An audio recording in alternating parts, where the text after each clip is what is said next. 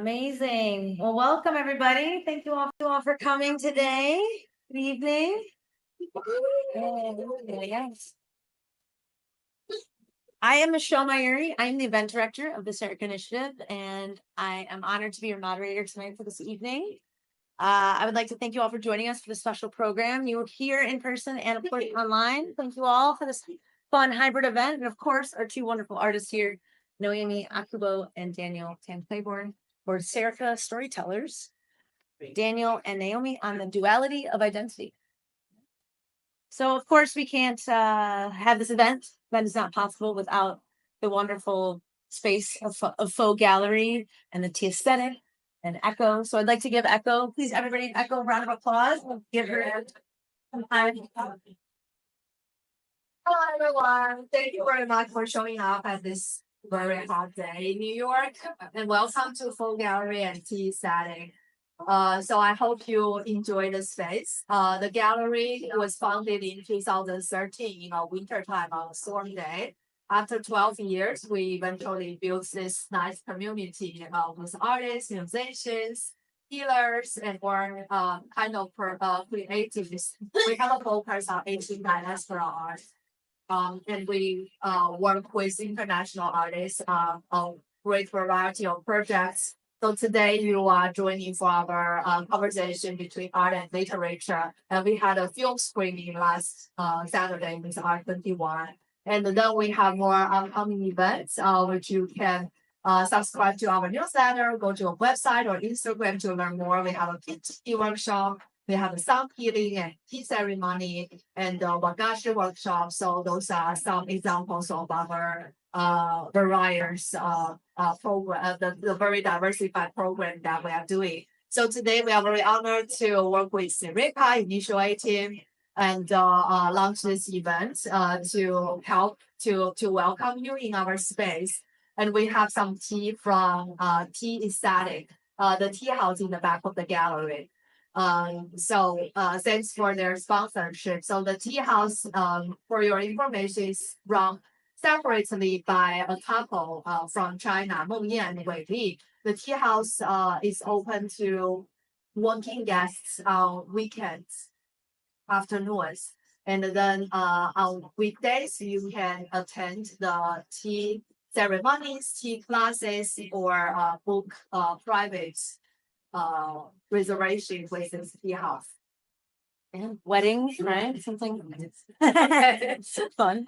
Great. Okay, so Thank you so much. Thank you, everybody. thank you. And also the partner bookstore has graciously loaned us their TV. So thank you to the two sisters for that. You please go ahead and wander in there after. It is a lovely, cute little bookstore filled with lots of treasures and cool art as well. So we'll get started now. Again, I just want to talk a little bit about how this night came to be. As you can see, it's a little bit, interesting. We have our artists here that are not in the room, but they are joining us from Naomi is in Tokyo, Japan, and Daniel here is in Seattle. And Daniel is actually our colleague at the Serica Initiative, right? He's our deputy director.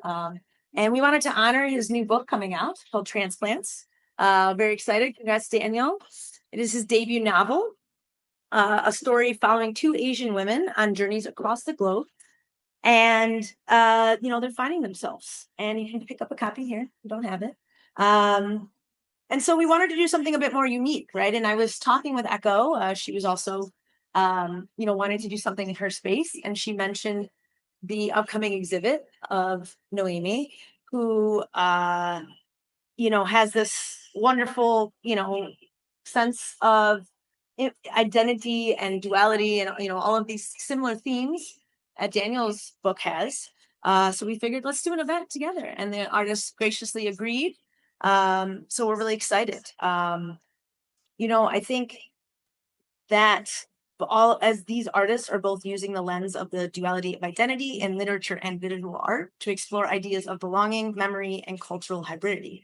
And tonight we have the privilege of sharing that lens with all of you. So I'd like to quickly introduce our illustrious guests, and thank you for being here and allowing us to highlight your work. So First, Naomi Okubo's artistic journey is deeply rooted in the exploration of delicate human relationships, particularly through the portrayal of young girls concealing their faces, inviting viewers to empathize with their inner worlds. Having earned her MFA from Musashino Art University in 2011, Naomi Okubo lived and worked in New York from 2017 to 2019 with a grant from the Agency for Cultural Affairs of the Japanese government, and then continued her stay under the Yoshino Gypsum Foundation's overseas study program. She returned to Japan in 2020, but her work continues to exhibit all over the world, Asia, Europe, in the USA, including at Harper's, New York, Momo, the Ryogoku in Tokyo, the Elsa Art Gallery in Taipei, and the Yoshino Gypsum Art Foundation in Tokyo, to name a few.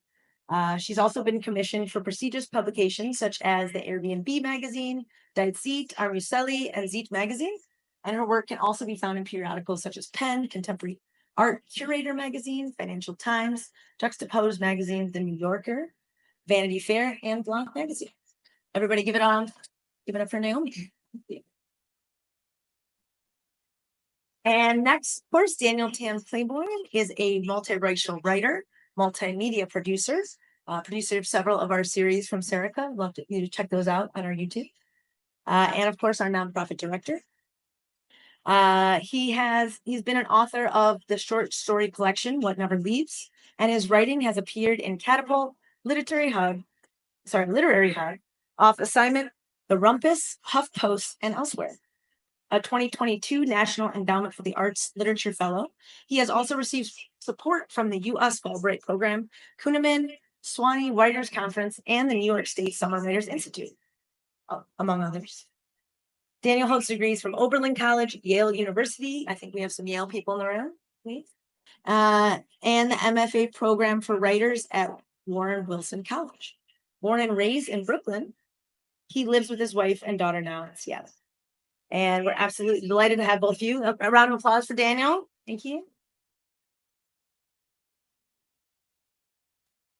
All right. So before we jump into the discussion, we wanted to give you a little taste of Daniel's novel. So I'm going to turn it over to you, Daniel, to do a quick reading from the book. Yeah, absolutely. Thanks so much, Michelle. Can everyone hear me okay? Yeah. So far, so good. Okay. Thank you so much all for being here. I just want to just share a huge thank you to Michelle for making this happen. It was something that was very not necessary, and so it was very kind gesture to put this together. Thank you so much to the entire Serica team for the incredible support that you've given me over these last number of months, especially with everything with the book. Thank you to Echo and Fou Gallery. It's such a pleasure to be able to collaborate in this way, and I wish I could be there in person. Excited to be there the next time I'm in New York. And thanks so much, Naomi, for being willing to do this together. It's really been such a pleasure to get to know you through this work. So with that said, Michelle very helpfully teed up a little bit of what the novel is about. A coming of age story about two young women, one who's Chinese and one who's Chinese American, as they're trying to navigate a world that doesn't know where either of them belong. And it's a chance meeting in rural China in a northern rural university that sets their paths off in directions that neither of them could have expected. So I'm just going to read a tiny bit from about halfway through the book. There's two point of view characters. One is Liz, who's a Chinese American teacher who comes to China both to grieve her mother's sudden death and then also to connect with her Chinese familial heritage, which she hasn't been exposed to very much, being brought up in rural Ohio. And there's a second point of view character whose name is Lynn. She is a Chinese student who's 19 years old, who's starting her first year at university at this rural agricultural university in northern China. And through a series of events, she ends up having the opportunity to come to the US to study at a community college very close to Liz's hometown in Akron, Ohio. So I'm just going to read from that section. This is basically Lynn's first time on an airplane. It's her first time coming to the United States. And the only thing you need to know is that she's staying with Phil, who is Liz's brother, who's kind of like something of a ne'er-do-well and a somewhat unsavory character. But we'll get into him in a little bit. But this is Lynn coming to the U.S. for the first time. For 14 hours, she slumped against the hard armrest by the window, heaved the scratchy blue blanket up to her neck. The pressure in the cabin made her ears ache.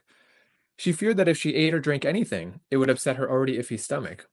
She was too embarrassed to ask to leave her seat, let alone attempt the Tai Chi trend her mother insisted would promote proper blood circulation. Whenever Lynn closed her eyes, she saw visions play out on the underside of her eyelids. Plane propeller malfunctioning, tail catching fire, crew and passengers strapping on oxygen masks like patients admitted to a ward. But with her eyes open, Lynn saw her surroundings in a different light. She sneaked glances through the plastic shutter, staring at the dark mass moving just beyond her reach. The sky looked as limitless as the ocean, clouds like tiny swells of tide covered in fog. For the first time in months, she was above something, charting her own path. Whatever had happened up until then wasn't the least bit important. She was moving to a place where no one knew the slightest thing about her past. Lynn transferred planes in Detroit, a city so free of her preconceptions that she initially mistook it for Cleveland. The baggage claim felt like a fever dream, carpeted floors and cinder block columns in all directions, until, finally, she was ushered into a great hall bathed in white. The man at customs stamped her passport after only barely glancing down, and, much to Lynn's relief, let her pass without asking a single question. Lynn spotted Phil first. Outside of the baggage carousel, he was dressed in khaki pants, wool coat, a burgundy scarf. He was the male version of Liz, thin eyebrows, widow's peak, but with a heft to his midsection, and high cheekbones that gave him the impression of someone perpetually pleased with himself. "You must be Lynn," he said, extending a stiff hand. "Welcome to the Promised Land." Lynn nodded weakly, still too overwhelmed to speak. She couldn't get over the shock of seeing hundreds of people around her and hearing only English come out. "You must be starving," Phil said, as Lynn stepped up into the cab of his station wagon. The air was so crisp it made Lynn's eyes water. Phil switched on the ignition and the car lurched to life like a startled animal. The lanes on the highway multiplied, 2 to 4, then 8, unfolding like a paper fan. In the Costco parking lot in Avon, the grid of vehicles looked vast enough to be its own city. All her life, Lynn was used to having just as much as she needed. She never wanted for warm clothing or school supplies, or worried about going to sleep hungry. And yet, once inside, she found it hard to grasp the abundance. Aluminum cans as wide as her thigh, prawns enough to have depleted an estuary, aisles that she could lie lengthwise in, and still not reach the ends of. "Free samples are over there," Phil said, motioning with his finger. "Eat as much as you want." Lynn rubbed her eyes, staring dizzily at the rows of boxes and bottles lit with fluorescent lighting. She barely averted a couple pushing a shopping cart large enough to pilot. Compared to the markets back home, the scale of choice was paralyzing. Mounds of peppers were arranged in different hued pyramids, lined up like purses in a luxury store. Abundance was the wrong word. Lynn couldn't get over the excess. No one, she was sure, needed this much. It was obscene, and yet there was a part of her that was taken by it too. She wondered what it would be like to live that way, to be so full of sustenance that she could hardly breathe, to suffocate on extravagance. "Ready?" Phil said, sounding impatient. Lynn settled on a double pack of bread, picking up and examining a half dozen before putting them back on the shelf, trying to discern the difference between wheat and pumpernickel and multigrain. At the cash register, Lynn peeled back a 20 from the stack of fresh bills she'd exchanged at the airport. Phil looked at her and nodded, as if testing her loyalties. He handed the woman at the counter his membership card, but didn't offer to pay. I'll stop there. Thank you so much.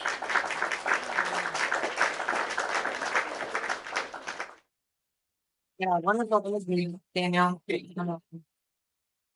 And I can remember the first time that I stepped off the plane into China the first time. So it definitely brought up a lot of memories for me. So thank you for that.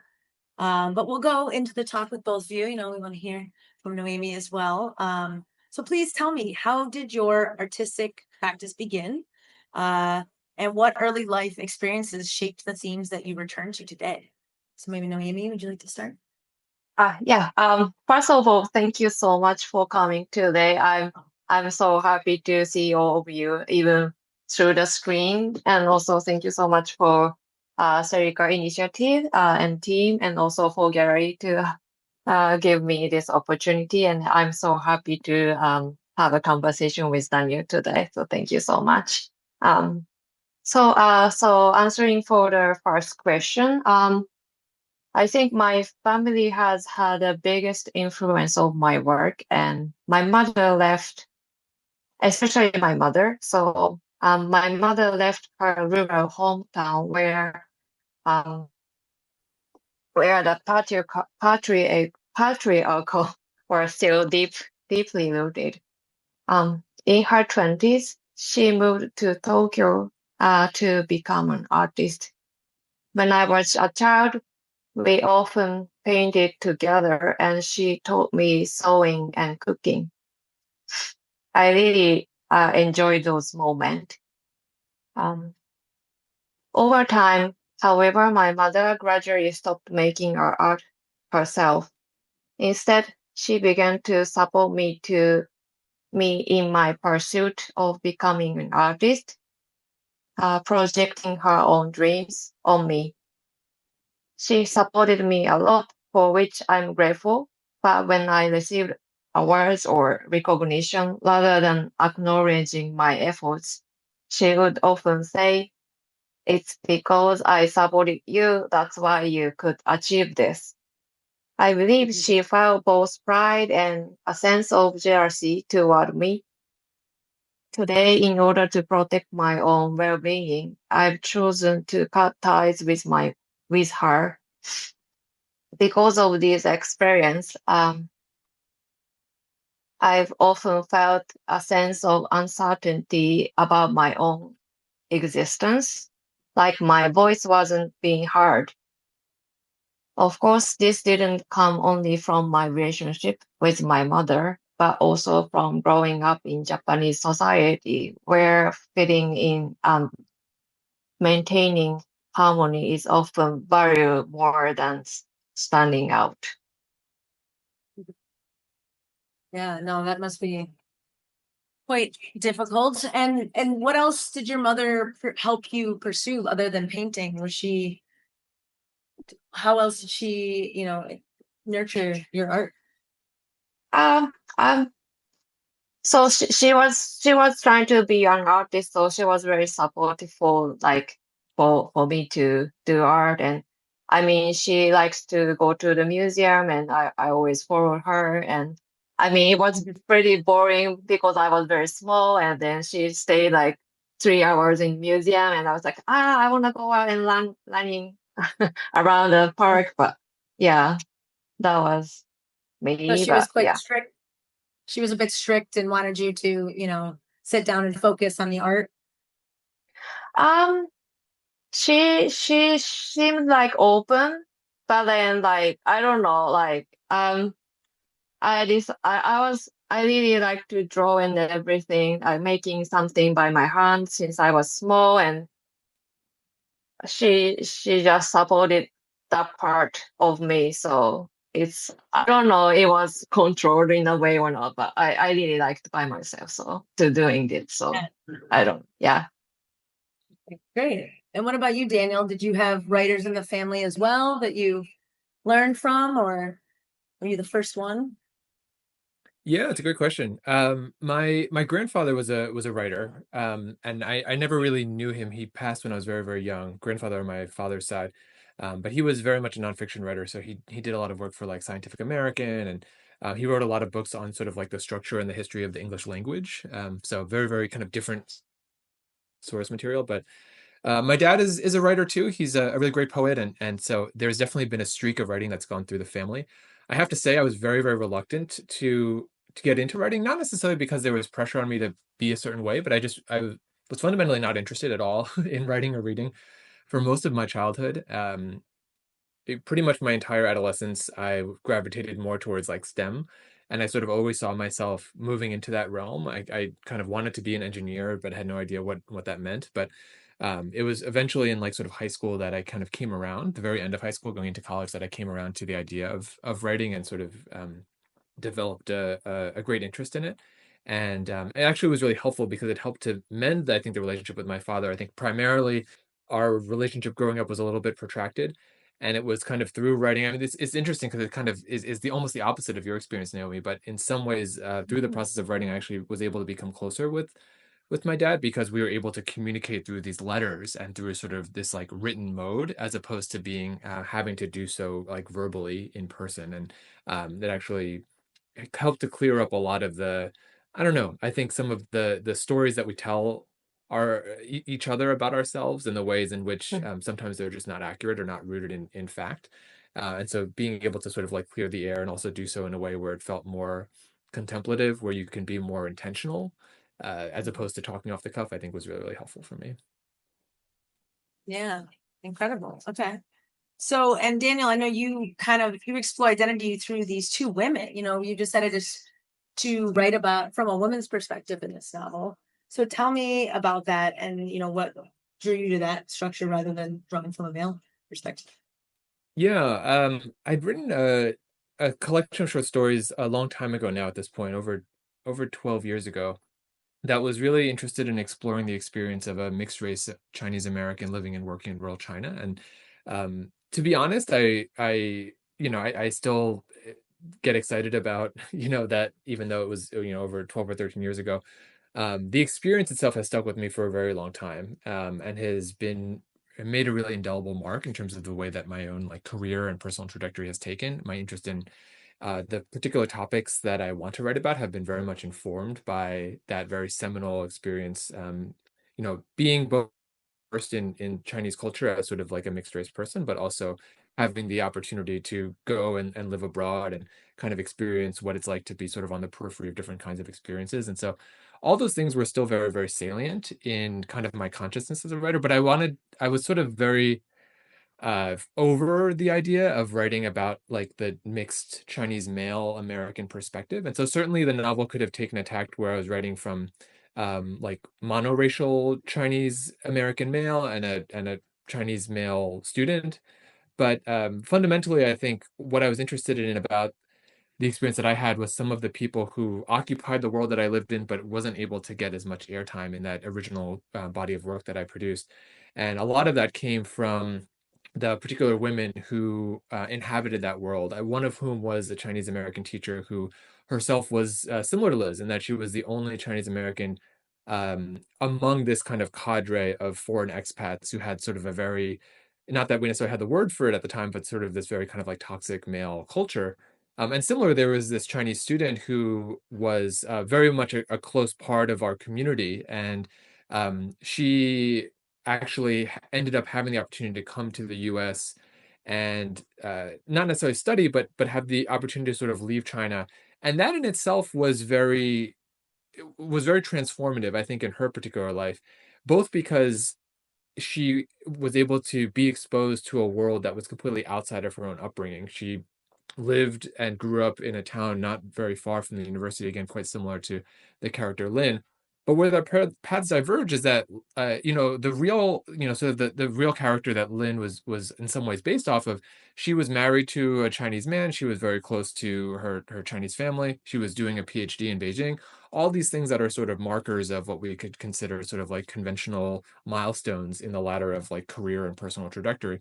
When she came to the States, she ended up breaking with all that. So she left her PhD program. She ended up divorcing that man.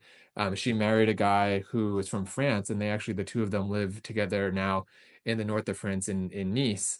And it's something that I've thought about for a really long time because I always have had this impression that cultural exchange is a net positive, right? That the ability for people from very different backgrounds to meet and have a relationship and learn things about one another's culture is going to be ultimately beneficial to all parties.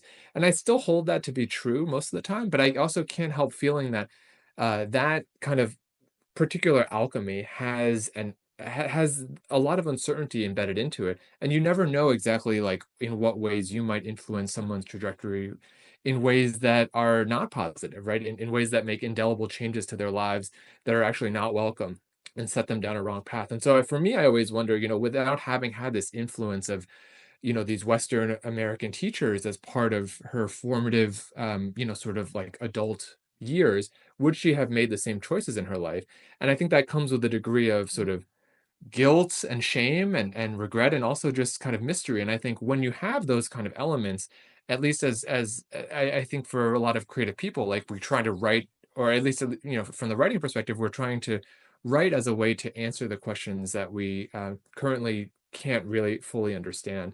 And so that's kind of how the narrative was born, of the sense that kind of like what responsibility do we have for each other in a world where we are kind of defined by these very spontaneous choices and these cataclysmic, encounters that ultimately can change the course of our lives. And that was really sort of the starting point for wanting to interrogate how these two characters ended up dovetailing and how their journeys both converged and then also diverged. Wow, incredible. A lot to unpack there. Thank you, Daniel, very much. And Noemi, you also, have a lot of women figures in your artwork, as we can see. One could say that it's yourself sometimes, or maybe not. Can you tell us a little bit more about, your take on the portrayal of women in your art?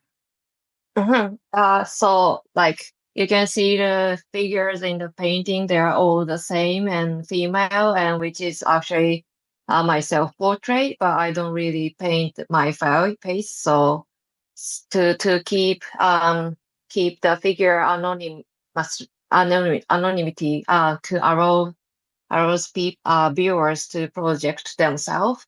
So and also, like I studied this way since I was I don't know, like 20 or something, and I still kept this feeling of being teenager. So I was pretty afraid to be seen by others. So many people have the same feeling, I think, and especially in Japan, having this like social pressure. I mean, I didn't really want to paint my face at the beginning, but at the same time, through my experience with my mother, I kind of feel like now I realized because of my voice didn't hear by my mom for a long time, so I feel like. So not showing my face or not showing my face expression is very important for me. And also like depicting my self-image is kind of also like, I don't know, like I feel I'm reclaiming my own image, to, but, by painting myself in the painting. Okay, fascinating, lovely.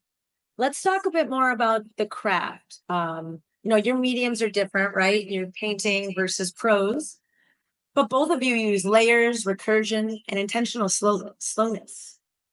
So what does your creative process look like? And how do you resist the pressure to move fast in today's culture? Daniel, I'll start with you. I was going to pass it on to Naomi. She's going to have a better answer, I promise. Ah. Oh, okay. So I think intentional slowness is great keyword for me because I usually like I have this tendency to do something which takes so much time, including painting, or also I do some like I have done some casting glass sculpture, which also have so much layer and process to complete the sculpture. So, but so I can describe my process a little bit because so you can see the dresses on the wall, so which I made by myself. So before the painting, I correct the fabric, especially recent year, I correct the kimono, old kimono, and then like take off all the thread from the kimono to make it flat fabric, and then create my own sewing patterns to make the dress by sewing machine. And then also I correct many different images from various various source, and then combined together by Photoshop. And also I took my self-portrait in those dress, and then creating this like a scenery or like draft image for the painting. And after that, I use projector to project the image to the canvas, and then trace the outline to paint. yeah, and also I use a raw canvas without any medium, so I can like kind of I use acrylic paint, and then I can kind of like paint the color or like the color which could soak into the canvas. So some of the part like pattern dress or wallpaper, like you probably feel like it's like a looks like a real fabric. So and Yeah, also really. sorry. Yeah. Yeah, and also there are so many layers. I applied like gesso, or I also applied the transparent medium, and then some part I applied modeling paste to make a little gap, like the tile part. So I mean, yeah, there are many different layers and process I take for to complete the painting. And also like there is a book I was I'm very influenced by which is written by Mikhail Ende, and the book name is Momo. So it's like a children's book, but I probably have read that book maybe over 20 times since I was small. It's like, I mean, I don't know. I really love that book. And but after I became adult, I realized there is like a clear message that capitalism constantly demands efficiency, but pursuing that can cost people their own time and destroy their life. So, I mean, I and then I this message or idea rooted in my mind very deeply. So, and that's why I quite intentionally against to the tendency of being um efficient or like moving first. Yeah. And as you guys can see in this gallery, this is only a small sample of all of what Noemi has accomplished. You have beautiful works. And if you look at this one over here, right, you have these two women around a campfire.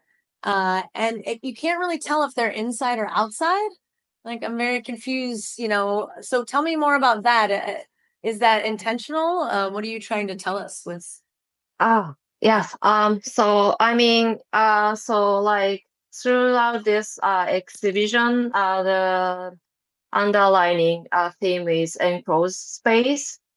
I mean, I've been working with the theme of greenhouse or like interior setting uh, for a while, and that's also, I mean, function as a metaphor for the idea of home for me.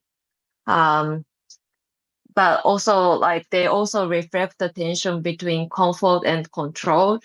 Um, these spaces appear warm, beautiful, and safe, filled with plants, butterflies, or elegant furniture. But they are also sealed off from the outside or world. I'm also interested in how these space mirror desire, like the urge to correct, to preserve, or to escape from uncomfortable realities. In that way, they can become place where people are encouraged to stay, to remain passive, rather than confront what lies beyond the walls. Yeah, beautiful. Thank you for sharing. All right, and Daniel, back to you. Tell me a bit more about your slowness and your Yeah, writing I process. mean, yeah, process by comparison is so simple, right? It's like writing, you've got a Word document, you've got a keyboard, that's it. None of these sort of multi multi-step different artistic modes being utilized. It's yeah, I mean, I think there is a simplicity to like kind of like facing a blank page that is kind of like, I mean, I guess it's similar to facing a blank canvas. Like there's just like a lot of um like hopes and imagination that you have that I think in your mind, right, will always be in some ways better or more fully formed than what the final result is. But I think for me, the process, it was a lot of research. I think partly because the two point of view characters are women. There was a strong desire on my part to need to present them in a way that felt authentic and truly lived in.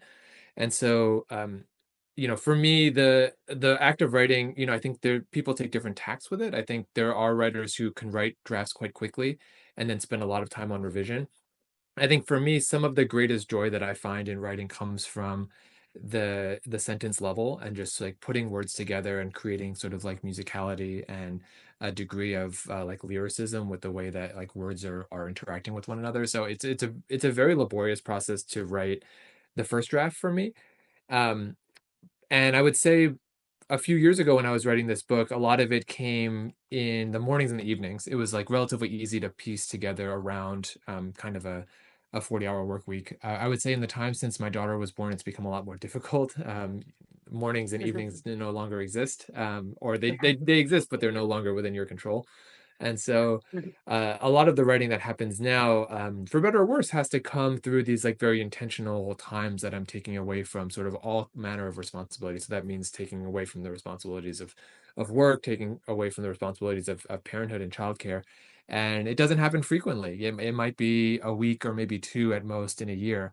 But I feel like there are, to me, I think they represent this incredible gift because I think for a large part of my life, I took time for granted because it felt like a more expendable resource, or it didn't feel quite as precious. But I think now, especially when you're thinking about the artistic process, you can't just like wait for inspiration to strike, or you can't wait for the perfect moment. I think if you have these very sort of precious, very limited breaks in your life that you're able to devote to this, you have to be ready. You have to be on, and you have to be able to produce and sort of like create, because that's not time that you're going to be able to afford or get very frequently as a result. So that's kind of been my process up to this point. I would say for Transplants in particular, there was a lot of interviews that went into it. So in order to make the characters really come to life, really speaking to individuals who were able to speak, like sort of impart some knowledge or information about aspects of Lynn and Liz's characters that I wouldn't have necessarily been able to glean from my own experience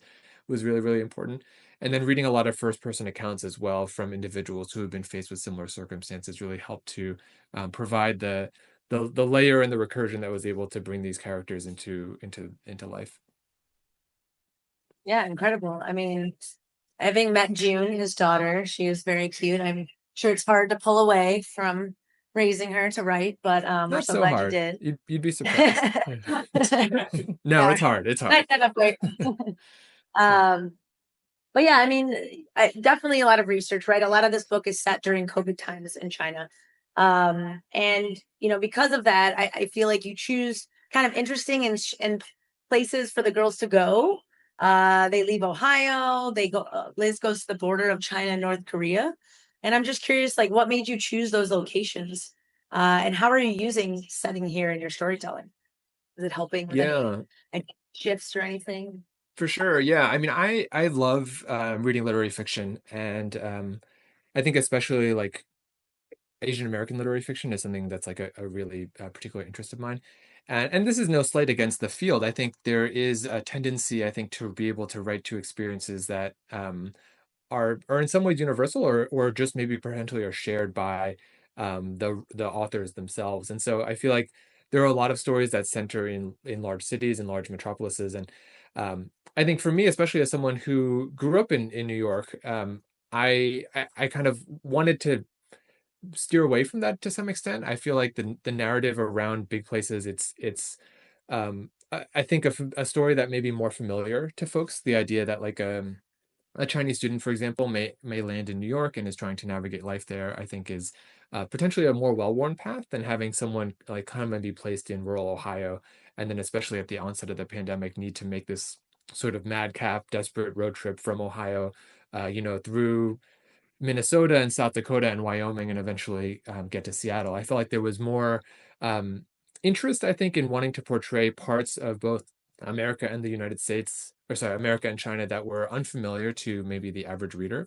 And I think that comes partly for my own interest in wanting to engender a sense of um, holisticness, or kind of a larger degree of empathy when it comes to imagining what these two countries can look like outside of a few major points of interest.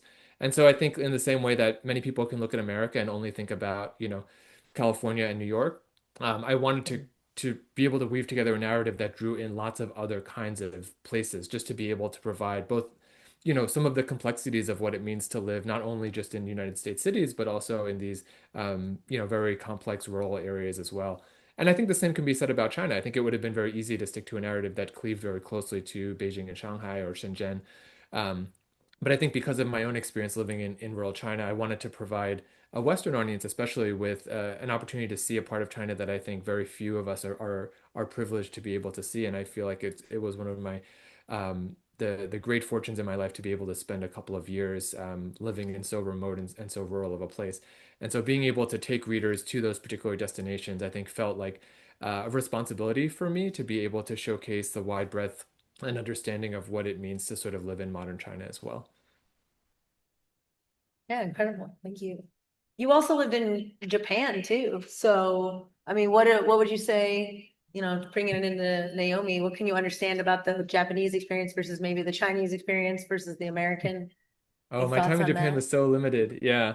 I was there in 2007 for a semester when I was studying abroad in college. I had studied Japanese at that point for about 4 or 5 years, and unfortunately, all of my Japanese has been kind of like superseded with Mandarin, so I can no longer speak almost anything. But I think so much of what you said, Naomi, I think really resonated with me. The idea of kind of that kind of cultural conformity and the need to sort of be able to fit into a particular mode and the expectations Mm. that both individuals, your peers, your family, society as a whole has for you. I think it's incredibly, I would imagine it would be an incredibly difficult place to grow up and be born into. And so uh, I was very, again, very privileged to be on the outside of that. I think it's very easy to come into a place without having the baggage or the weight of those expectations have to weigh on you on a daily basis. And so I was sort of free to be able to explore aspects of the culture where no one was necessarily asking those things of me, because it was so clear that I was different and that I was not from that place. Of course, I think that comes with different other kinds of challenges, right? Of that the inability to ever feel welcomed or feel a sense of belonging, because you're so clearly identified as an outsider. And so I think both things are very challenging in very different ways. And I think my experience in Japan, I think as sort of wholly being outside that experience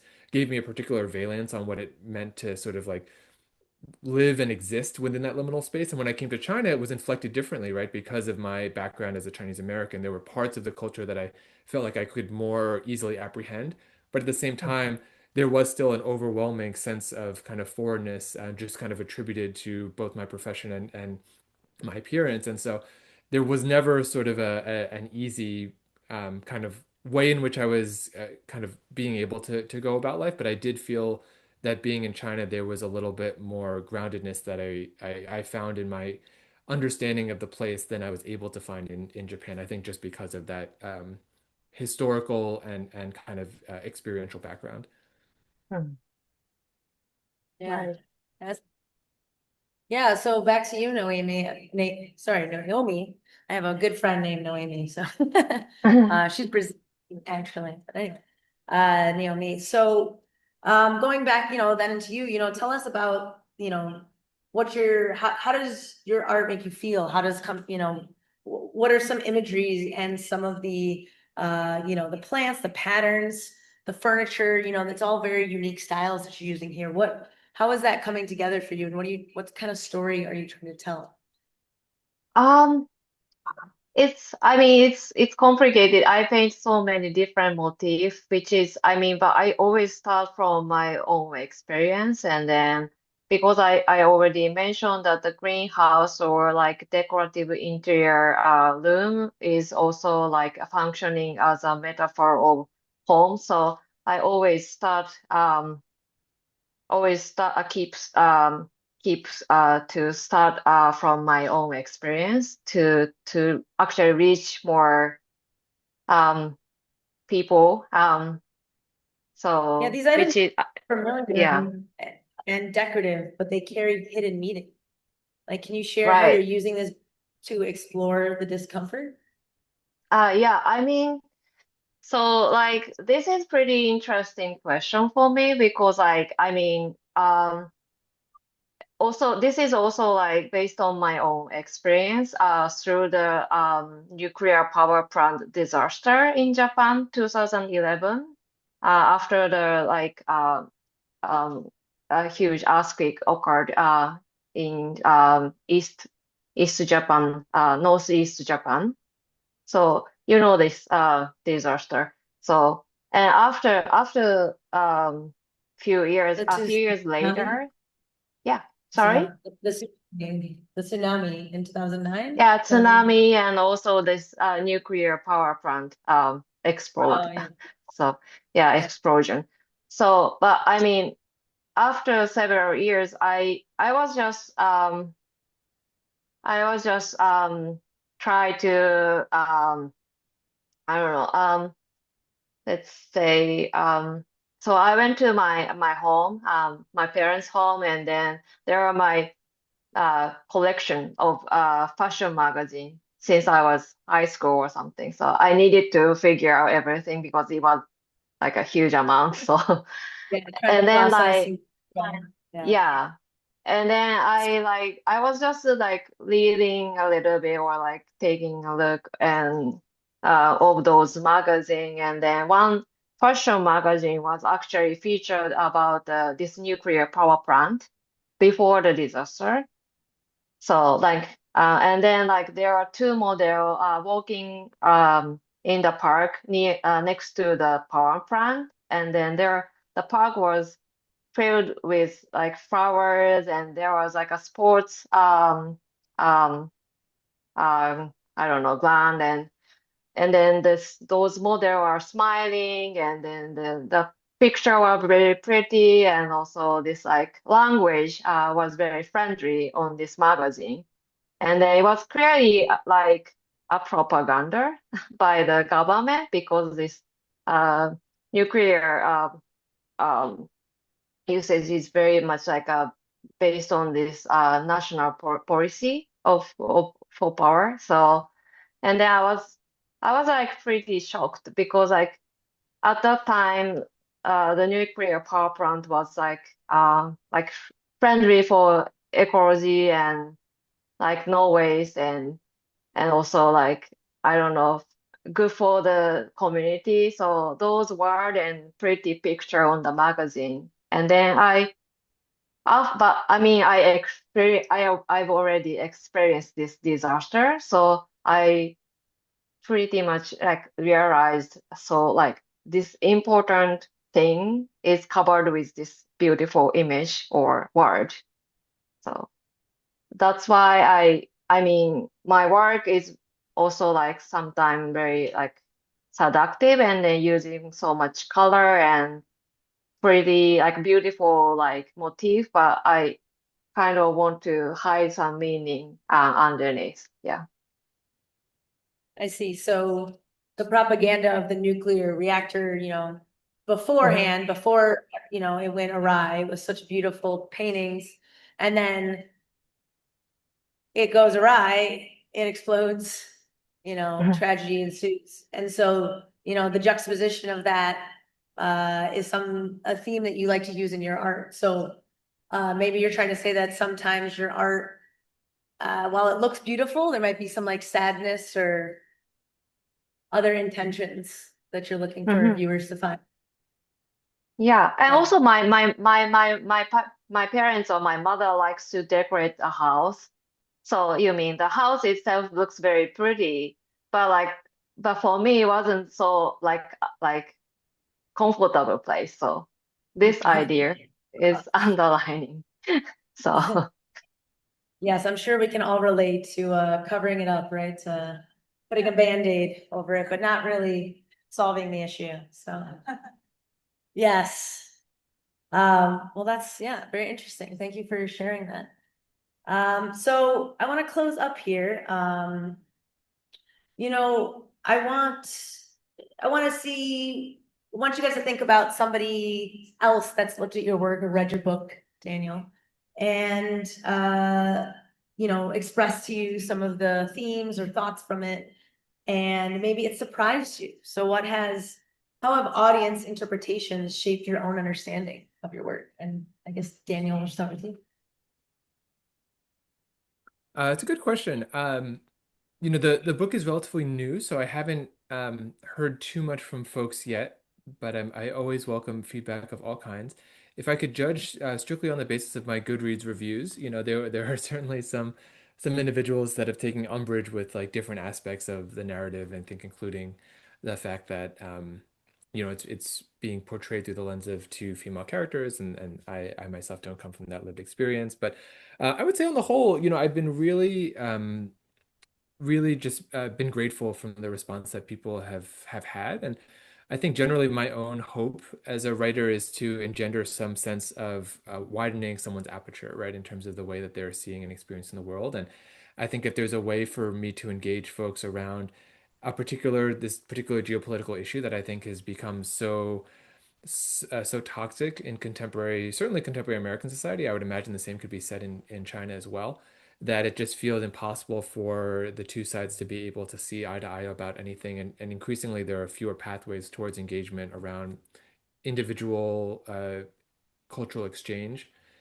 Then I think that would be a huge success. The opportunity to be able to showcase a range of experiences that again don't necessarily paint one place as good or evil, but provide complexities and nuances that I think perhaps are lacking in our contemporary imagination. I think is something that as a writer I'm really inclined to want to do, and I think that comes from being in a very privileged place to be able to have had the opportunity to experience sort of different facets of these kind of hegemonic modalities, and so wanting to portray those in as authentic a way as possible that also can engender a sense of seeing it through the lens of two very human and also two very flawed characters has been my great privilege. So I've been excited to engage with folks around all those kinds of topics and more.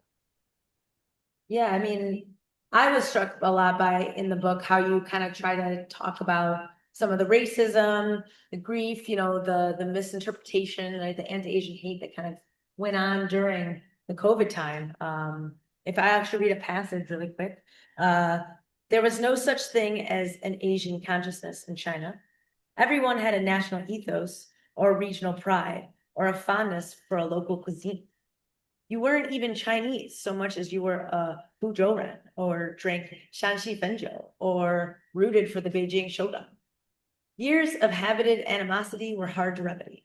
And yet, in America, things were different. Asians were lumped into a single category, forced to sink or swim as one. The very idea of the international district seemed antithetical to all the animosity and bloodshed that stained the Asian content. To believe that something as tenuous as the Pan-Asian identity could exist seemed delusional. So I really enjoyed that passage. I mean, tell me where that came from and what inspired that. Yeah, thanks for reading that, Michelle. I think there is I think a great sense that I certainly harbor, right, about the idea that Pan-Asian solidarity can be this like great panacea for solving the various issues that we have with respect to discrimination and racism in this country. And I think it certainly is quite powerful. We've obviously seen it throughout history, stemming from the civil rights movement on until today, about the ways in which the Asian American community has been able to rally together as a unified force to be able to demand things from equal treatment to more representation, and those wins that we've been able to experience as a community are really laudable. I think at the same time, right, I didn't want to create a sense that there weren't also very fierce divisions within that community, and I think certainly some of that stems from our continental history, right, in Asia, where obviously a lot of these countries are at odds with each other and have been throughout history. And so the idea that individuals who are products of that legacy, of that inherited generational trauma, wouldn't necessarily have some of the similar kinds of impressions and interpretations of fellow quote unquote Asian Americans, I think it would be doing a disservice and be sort of dumbing down the rhetoric around kind of like what it means to be part of this community that again isn't necessarily a community so much as sort of a patchwork that has been brought together because of the way that Asian Americans are seen collectively in the United States, which is a very kind of Western phenomenon. And so I think part of the narrative was to sort of nod towards what can happen, right? The hope and possibility that exists when we can join forces and sort of be united in a particular vision for how we want to be seen and treated in the future. But I also didn't want to shy away from the very real pitfalls that exist in the way that Asian Americans hold very, very different opinions about all manner of things. And that kind of wide-ranging sense of mutability within the diaspora also lends itself to a huge amount of conflict and tension. And I think we've seen that play out very recently in the affirmative action case. I think we've seen it play out certainly now with respect to birthright citizenship. Like there are these huge issues that demand a greater level of complexity to be able to understand where different communities are coming from and what their needs and what their desires are with respect to how they see these policies being formed. So all that to say, there's it's not to say that sort of homogenous kind of way of thinking is very germane to particularly to living in China. I think there's obviously a huge spectrum that exists there too. But certainly when it comes to the Asian American population, to not be able to imbue the narrative with that kind of wide range of inflection felt to me like it wasn't actually helping the cause of Asian American solidarity. Yeah, very powerful. And totally agree. I mean, you want to be the change you want to see in the world, right? And I think now is the time to make sure that you're doing what you can for this country, for the world to, be in a better place than it was 10 years ago or 20 years ago, right? Hopefully we're constantly making progress and not going backwards. So that's what I want to see. And, it's thanks to artists like you that we're able to, keep these stories and themes alive. So thank you. So Naomi, what about you? Let's end on you here. What about you? And has someone seen your work that, and given you feedback that you've been very surprised about, or, interpreted a painting in a way that you never thought about? And what are you hoping that, people will take away from your art? Oh, we can't hear you suddenly. Are you muted? Yeah, It's okay. sorry. Yeah, I also have a very good experience because when I was participated in the art fair, so like London people came or passed by the booth. So, and the one lady, she's French and around I think 40 or 50, and then she stood in front of my painting and told me like she pointed my painting and she told me this is me. So, and I was like, whoa, that's very, yeah, that was very interesting. And then like, yeah, she was, yeah, she's like she grew up in different country and different race and different age, but I mean, it was like almost like a very like miraculous or like a moment for me to have someone who like can harmonize in some way. So and then we became friends after that, and then we had like chat, and then have had many spent more time, and then we kind of realized we have similarities, and also we have similar experience through our lives. So it's it's interesting. So and also surprising. So yeah, that's like the most biggest yeah experience Yeah, from the audience. of course. Of course, something resonating with your art is, I'm sure, the biggest Yeah. joy. I mean, sharing your energy and your, experiences and allowing that to carry through across borders is, I hope, what we can come away with today. So Mhm. thank you both. Let's give everybody them a round of applause.